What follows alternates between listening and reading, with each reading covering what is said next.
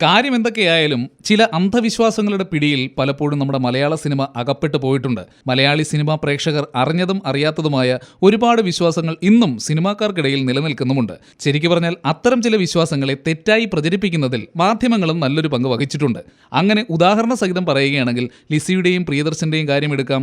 Online മാധ്യമങ്ങൾ വഴി പ്രചരിച്ച വാർത്ത വളരെ രസകരമായിരുന്നു. പ്രിയദർശന്റെ ജീവൻ രക്ഷിക്കുന്നതിനും കുടുംബത്തിൽ ഐശ്വര്യം വർദ്ധിക്കുന്നതിനും പ്രിയദർശനും ലിസിയും തൽക്കാലം പിരിഞ്ഞു താമസിക്കണമെന്നും 2 വർഷം കഴിഞ്ഞ് ഇരുവരും വീണ്ടും യോജിക്കണമെന്നുമായിരുന്നു ജോത്സ്യന്റെ പ്രവചനമത്രേ. അത്തരത്തിൽ ലിസി പ്രിയദർശനെ വിട്ട് പിരിയുകയും ഇപ്പോൾ ഡിസംബറോടുകൂടി വീണ്ടും ഒന്നിക്കാൻ പോകുന്നു എന്നൊക്കെയായിരുന്നു വാർത്ത. എന്നാൽ മലയാളത്തിന്റെ എക്കാലത്തെയും പ്രിയപ്പെട്ട നടി ലിസി തന്നെ തുറന്നു പറഞ്ഞിരിക്കുകയാണ് ഒരു കാരണവശാലും പ്രിയദർശനും താനും തമ്മിൽ യോജിക്കാൻ പോകുന്നില്ല എന്ന്. ഇത് മാത്രമല്ല, വിവാഹമോചനത്തിന്റെ കാര്യം എന്താണെന്ന് പ്രിയദർശനും കുട്ടികൾക്കും പിന്നെ കോടതിക്കും വളരെ വ്യക്തമായിട്ട് അറിയാവുന്നതാണ്. അത്തരത്തിൽ തനിക്ക് ഇക്കാര്യത്തെക്കുറിച്ച് ഉറപ്പുള്ളപ്പോൾ എന്തിനാണ് മാധ്യമങ്ങൾ ഇങ്ങനെയൊരു വാർത്ത പ്രചരിപ്പിക്കുന്നത് എന്നോർത്ത് അന്തം വിട്ടു നിൽക്കുകയാണ് ലിസി. പിന്നെ ഇത്തരം പാപ്പരാസികളോട് ദയവായി മറ്റുള്ളവരുടെ സ്വകാര്യ കാര്യങ്ങളിൽ ഇടപെടരുതേ എന്നൊരു നിർദ്ദേശം കൂടി കൊടുക്കുന്നുണ്ട്.